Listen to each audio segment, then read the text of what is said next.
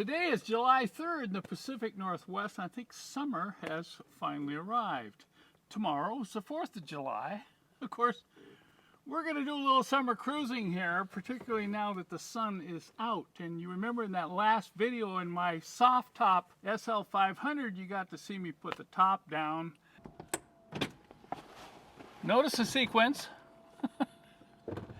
Notice my fingers are crossed. Okay, there we go.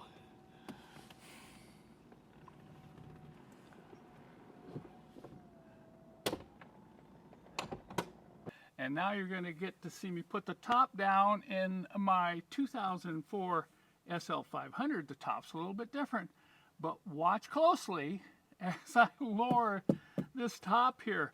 And on this car, I cross both hands, the fingers on both hands, and I also cross my toes. Okay, here we go. Now my grandson calls this the transformer car.